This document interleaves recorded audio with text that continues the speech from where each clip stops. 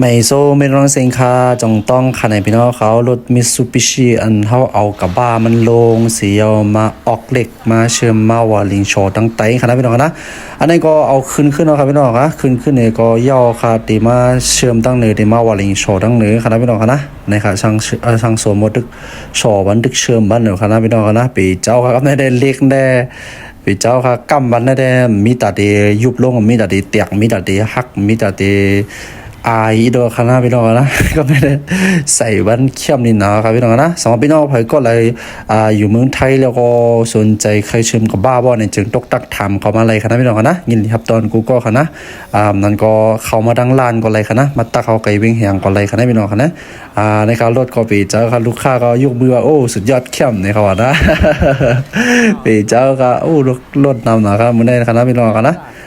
สังชมก็เชื่อมบันออกบันปีเจ้าค่ะมันได้อโลยด้วยกันแล้วนะครับพี่น้องของมันได้ใส่เหมือนในคณะพี่น้องคณะผมใส่เหมือนได้อัมยูคณะพี่น้องคณะนะครับเพราะว่าเขาเชื่อมนี่ยว่าในจึงเขาก็เลยมาตาสีมันค่ะเนาะเลยมาตาสี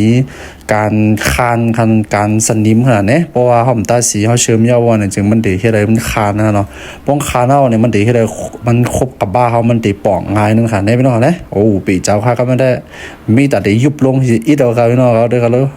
ใส่มันเข้มนะครับพี่น้องนะ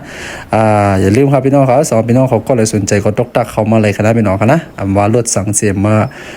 ไล่กลุ่มเมียวคณะสองว่าใครเชื่อมกับบ้าคณะพี่น้องคณะเมืองไทยเหมือนเดิมครับพี่น้องคณะสองว่าเป็นดีต่างนักป้อนในจึงเป็นเลยมาเชื่อมกับบ้างค่ะเนาะป้อมเชื่อมว่าในจึงมันดีที่มันแตกเลยค่ะในพี่น้องคณะอันนี้ก็เป็นตั้งพูดตั้งหันมาผักเป็นพี่น้องเขานะครับเอาข้ามไปส่งค่าสองพี่น้องเขามีข้อถามสังเสียมว่าเนี่ยก็ต้องตักเขามาเลยค่ะยกคอมเมนต์ไว้เลยค่ะไม่ส่งค่า